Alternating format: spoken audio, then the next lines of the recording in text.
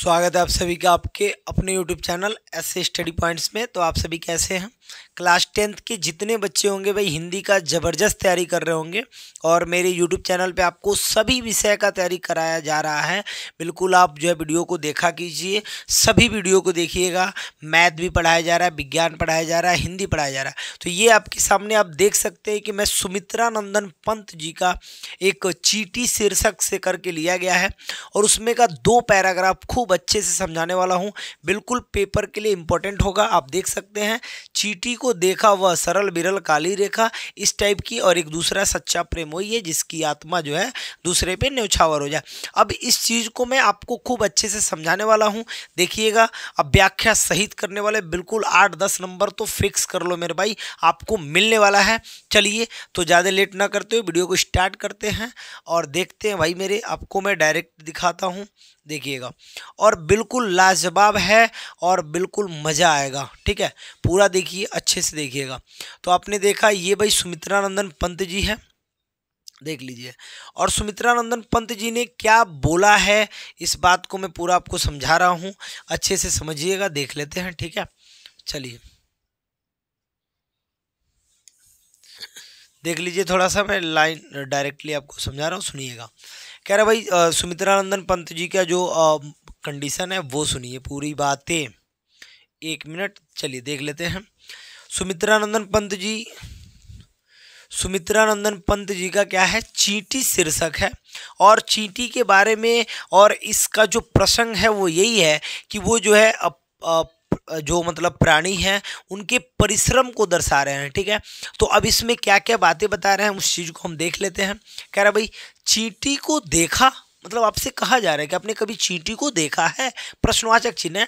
मतलब ये अगर क्वेश्चन आ गया 8 नंबर 6 नंबर तो फिक्स कर लो मेरे भाई, आपको मिलने वाला है। क्या कहा जा रहा है, चींटी को देखा। मतलब सुमित्रा नंदन पंत जी कहते हैं कि आपने चींटी को कभी देखा, कैसे लगते चींटी, वह सरल बिरल काली रेखा, यानी कि तम के तागे सी हिल जो हिलडुल। मतलब कि अगर जो चींटी जो है वो इतने छोटे छोटे पैरों से कितना फट फट फट फट फट निरंतर चल रही है, ठीक है। दूसरी बात कि अगर जो वो समूह में रहती हैं तो एक काली रेखा के जैसा दिखाई पड़ती हैं, लगता है जैसे एक काला रेखा खींचा गया है, ठीक है, ऐसा दिखाई पड़ती हैं। और एकदम लगातार लगातार सारी चींटियाँ एक के पीछे ऐसे चलते जा रही हैं, ठीक है। ये बात जो है सुमित्रा नंदन पंत जी बोल रहे हैं। चलती लघुपद पल पल मिलजुल के, मैंने मिलजुल के एकदम लगातार, लघुपद में निरंतर वो चलती जाती है। वह है पिपलिका पाती, देखो ना किस भांति काम करती वह सतत, कन कन करके चुनती अविरत। मतलब छोटा छोटा काम पूरा करके, छोटे छोटे पैरों से चल के, और वो लगातार अपने लिए अपने जो मतलब उसके जो जुड़े हुए लोग हैं उनके लिए लगातार वो मेहनत करती रहती है। वो चींटी, एक छोटी सी चींटी के लिए सुमित्रा नंदन पंत जी बता रहे हैं कि वो प्राणी इतनी छोटी होते हुए भी समूह में मिल के काम कर रही है और पूरे एकदम ईमानदारी से टोटल काम अपनी फैमिली के लिए कर रही है और एकदम अच्छे से जो है एकदम आपको ऐसा दिखने प्रतीत होता है। ये सारी बातें जो है कन कन करके चुनती अविरत, मतलब अपने लिए भोजन जुटाती है, अपने लिए सारा काम कर रही है। ये सब वो छोटी सी प्राणी कर रही है।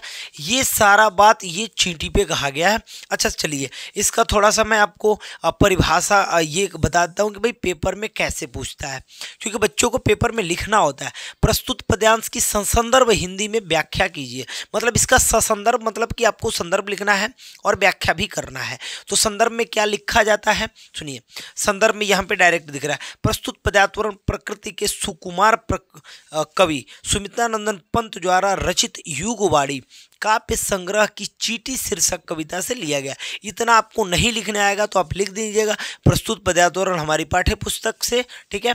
और जो कवि हैं वो सुमित्रा नंदन पंत जी हैं और युगवाणी काव्य संग्रह की चींटी शीर्षक से लिया गया है। और इसका प्रसंग क्या होता है मैं आपको बता दूं। प्रसंग का लॉजिक क्या होता है, प्रसंग का मतलब होता है, प्रसंग का मतलब ये होता है कि उसके आत्मा को लिखना, यानी जो पंक्ति था उसके आत्मा को लिखना। कवि क्या बताना चाहते हैं, कवि किस बात को बताना चाहते हैं, उस बात को लिखना। मतलब कवि इसमें यही बात बताना चाहते हैं कि जो प्राणी हैं वो भी बहुत मेहनत कर रहे हैं, छोटे छोटे जो जीव हैं, छोटे छोटे, यानी प्राणियों के मेहनत, प्राणियों के परिश्रम को बताया गया है। आप इस बात को लिख के दर्शा सकते हैं। जैसे सुनिए, कह रहा है इस अवतरण में कवि, माने जो अवतरण था, ये जो आपके सामने टॉपिक चला, इस अवतरण में कवि ने चींटी जैसे लघु, चींटी जैसे छोटी सी प्राणी के लिए परिश्रमशीलता का जो है वर्णन करके मनुष्य को उससे प्रेरणा लेने के लिए जो है बोला है। यानी कि मनुष्य प्रेरणा ले, किससे, चींटी से। निरंतर काम कर रही है, लगातार काम कर रही है, कंटिन्यू काम कर रही है, उससे हमको प्रेरणा लेने की ज़रूरत है। सुमित्रानंदन पंत जी बता रहे हैं किससे, कह रहे हैं, मतलब इसमें पूरा कहानी वही है। अब चलिए भाई उन्होंने क्या कहा, पूरा बात मैं यहाँ पे पढ़ के सुना दे रहा हूँ। कभी प्रश्न करता है कि क्या तुमने कभी चींटी को देखा। मैंने आपको शुरू में बोला कि चींटी को देखा, उसमें क्वेश्चन मार्क लिखा था, मतलब क्या आपने चींटी को देखा, ये बात आपसे कहा जा रहा है मेरे भाई। अब क्या कहा जा रहा है कि चींटियों की पंक्ति एक सरल काली और एक विरल रेखा के समान प्रतीत होती है। वो अपने छोटे छोटे पैरों से प्रति क्षण चलती है, यानी तनी तनी देर में एकदम चलती रह रही है, और चलती रहती है। चींटियाँ जब मिलकर चलती हैं तब ऐसा मालूम पड़ता है कि कोई एक पतला धागा, एक काला रेखा खींचा गया हो, ऐसा मालूम पड़ता है। कभी आगे ये भी कहते हैं कि चींटियों की पंक्ति, यानी जो कतार है उनकी, वो कैसी है, तो तुम ध्यान से देखो, वह किस प्रकार निरंतर चलती रहती है। वह निरंतर अपने काम में जुटी रहती है और अपने परिवार के लिए छोटे छोटे उपयोगी कणों के बिना रुके लगातार चुनती रहती है। मतलब ये जो कंडीशन है प्रस्तुत कर, संदर्भ सहित व्याख्या लिखिए। तो संदर्भ मैंने आपको बता दिया कि ये किस पाठ्य पुस्तक से लिया गया है। फिर मैंने आपको इसका प्रसंग बताया। प्रसंग का मतलब होता है आत्मा, उस टॉपिक का, उस अवतरण का जो आत्मा है, उस चैप्टर में, उस पद में, उस गद में जो कवि लेखक जो भी हैं उसमें जो कहना चाहते हैं, जिससे सीख लेने की बात होती है, उसको हम जो है प्रसंग में लिखते हैं। उसके बाद की स्थिति क्या है, तो उसके बाद की स्थिति है कि व्याख्या आपने किया। व्याख्या में आप बिल्कुल एकदम घबराने की ज़रूरत नहीं है। पेपर देने जाइए, आराम से लिखिए, मज़ेदार व्याख्या लिखिए। ये व्याख्या है, बिल्कुल आसान होगा। और देखिए उसके बाद से आपसे क्वेश्चन में क्या पूछा गया, कवि ने चींटी को किसके प्रतीक के रूप में प्रस्तुत किया है।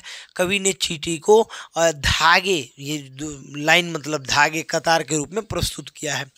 रेखांकित अंश की व्याख्या कीजिए। रेखांकित अंश का क्या, मैं ऑलरेडी पूरे का व्याख्या कर चुका हूँ, तो ये वाला व्याख्या मैं ऑलरेडी कर चुका हूँ, आप उसको समझ लीजिएगा।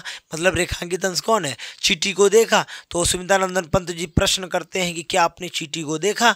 वह सरल विरल काली रेखा अतम के तागे से हिलडुल, मतलब कि वह सरल विरल रेखा के जैसे तकती है। छोटी सी प्राणी लगातार चलती रहती है, जब वो समूह में चलती है तो लगता है एक काला रेखा है, एक जो है धागा है, ये बातें प्रतीत हो रहा है।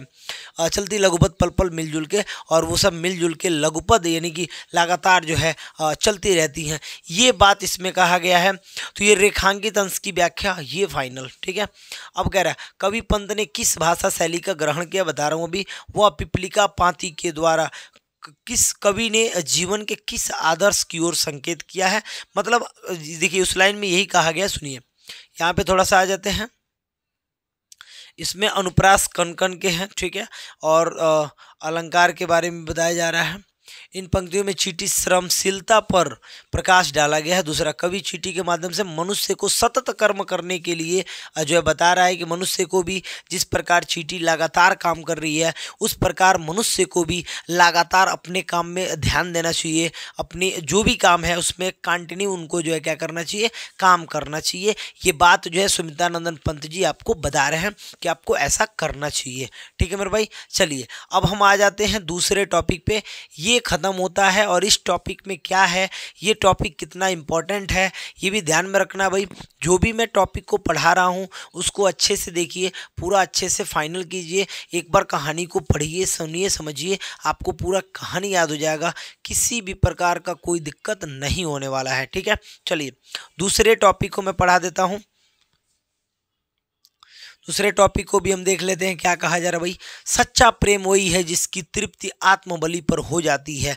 ये बड़ा बढ़िया है, देशभक्ति पे है, क्या गजब का जो है इन्होंने बात बोला इसमें। त्याग बिना निष्प्राण प्रेम है, करो प्रेम पर प्राण निछावर, देश प्रेम वह पुण्य क्षेत्र है, अमल अमल असीम त्याग से विलसित, आत्मा के विकास से जिसमें मनुष्यता होती है विकसित। मतलब कंडीशन क्या है, पूरी बात को पढ़े, सच्चा प्रेम वही है जिसकी तृप्ति आत्मबलि पर निर्भर हो। मतलब सच्चा प्रेम वही है जिसमें अपना प्राण भी न्यौछावर करने के लिए सामने वाला तैयार हो। मतलब एकदम प्राण ले लो भाई, कोई दिक्कत नहीं, अगर सच्चे प्रेम में है तो प्राण भी दे सकते हैं, ठीक है भाई। त्याग बिना निष्प्राण प्रेम कहाँ, यानी कि बिना त्याग किए अगर जो आप उसके लिए त्याग नहीं कर रहे हो वो आपके लिए, मतलब ये कंडीशन है कि त्याग नहीं कर रहे हो तो उस प्रेम का कोई मतलब नहीं है। और करो प्रेम पर प्राण निछावर, अगर जिससे आप प्रेम करते हो, चाहे देश से प्रेम कर रहे हो, किसी से प्रेम कर रहे हो, उस पर अपना प्राण निछावर कर दो। प्रेम की परिभाषा दी जा रही है। अब कह रहे देश प्रेम वह पुण्य क्षेत्र है, अगर देश प्रेम की बात कर दी जाए तो देश प्रेम वह पुण्य क्षेत्र है जहाँ पे आप सब कुछ न्यौछावर कर सकते हो, पूरा लुटा सकते हो, कोई दिक्कत नहीं है, देश के लिए सर कटा सकते हैं, ठीक है। अमल असीम त्याग से विलसित, आत्मा के विकास से जिसमें, मतलब वही आदमी का जो है विकास होगा अगर वो आदमी अगर देश से प्रेम करता है तो आत्मा का, यानी कि जो कंडीशन है कि आत्मा का मिलान होना चाहिए, प्रेम में आत्मा का जो है संगम होना चाहिए, आत्मा का मिलन होना चाहिए, यानी कि आत्मा के विकास से जिसमें, अब ठीक है, मनुष्यता होती है विकसित। अब जो आदमी इस टाइप का हो जाए उसमें मनुष्यता विकसित होती है, वो जो है मनुष्य की स्थिति को जानता है, मनोदशा को जानता है, ये सारी चीज़ें हो रही हैं। अब देखिए इसमें क्या पूछा गया, सुंदर सा प्रस्तुत पद्यांश संदर्भ हिंदी में व्याख्या कीजिए तथा, अब कह रहा है कि तथा काव्य सौंदर्य की स्पष्ट कीजिए। मतलब हिंदी की व्याख्या करना है और काव्य सौंदर्य जो भी है उसको दर्शाना आपको। कैसे लिखेंगे मेरे भाई, सुनिए। अब ये आगे जो भी क्वेश्चन है इसको मैं अभी पढ़ के सुनाऊंगा, लेकिन पहले हम आते हैं, पहले इसको देख लेते हैं। अब सुनिए, इसमें सबसे पहले तो प्रसंग लिखा गया है कि कवि ने त्याग और बलिदान को ही सच्चा देश प्रेम कहा है, कि आप त्याग कर रहे हैं और बलिदान कर रहे हैं देश के लिए, तो ये आपका सच्चा प्रेम होगा। प्रेम के लिए प्राण निछावर होना चाहिए, ये बात कवि बता रहे हैं। अब सुनिए इसमें और क्या बताया जा रहा है भाई, कवि कहते हैं कि सच्चा प्रेम वही है जिसमें आत्म त्याग की भावना हो, जिसमें आत्मा त्याग मतलब कि प्राण दूसरे पे निछावर करने की शक्ति हो, प्राण आप निछावर कर सकते हो, तो ये आत्म त्याग की भावना होती हो, अर्थात आत्म त्याग पर ही सच्चा प्रेम निर्भर होता है, ठीक है। सच्चे प्रेम के लिए यदि हमें अपने प्राणों को भी न्यौछावर करना पड़े तो हमें पीछे नहीं हटना चाहिए। ये बात है, सच्चे प्रेम के लिए अगर हमें अपने प्राणों को भी न्यौछावर करना पड़े तो हमें जो है पीछे नहीं हटना चाहिए, ठीक है। उसमें क्या कहा जा रहा है भाई, बिना त्याग के प्रेम प्राणहीन है, यानी बिना त्यागे आपका जो प्रेम है वो प्राणहीन है, वो मृत के समान है। अब देखिए त्याग से ही प्रेम में प्राणों का संचार होता है, यानी जब आप त्याग करते हैं तो प्रेम में प्राणों का संचार होता है, एक अलग टाइप से जो है एनर्जी जो है, इधर सुनिए। अतः सच्चे प्रेम के लिए प्राणों का बलिदान करने को भी सदैव प्रस्तुत रहना चाहिए। अगर सच्चा प्रेम है, अगर आप देश के लिए सच्चा प्रेम में डूबे हुए हैं तो बिल्कुल आप अपने प्राण को हर एक टाइम जो है न्यौछावर करने के लिए तैयार रहिए, ठीक है। अभी सुनिए उसमें देश प्रेम वह पवित्र भावना है जो निर्मल और सीमा रहित त्याग से सुशोभित होती है। मैंने देश से अगर जो आप प्रेम कर रहे हैं तो इसमें एकदम अपने आत्मा को निर्मल रखिए और वो एकदम प्राण अपना त्यागने के लिए परमा एकदम एकदम एक एक टाइम के लिए आप जो है वो रहिए कि हम प्राण त्याग सकते हैं, वो एक अलग टाइप का जो है आपके आत्मा को जो सुशोभित करेगा। देश प्रेम की भावना से ही मनुष्य की आत्मा विकसित होती है। अगर आप देश से प्रेम करने लगे तो कह देश प्रेम की भावना से ही मनुष्य की आत्मा विकसित होती है, यानी मनुष्यता आती है उस व्यक्ति में। क्या आती है, मनुष्यता आती है देश प्रेम की स्थिति में।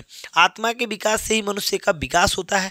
जब आत्मा का विकास होगा तो मनुष्य का विकास होगा। जब मनुष्य का विकास होगा तो देश का विकास होगा।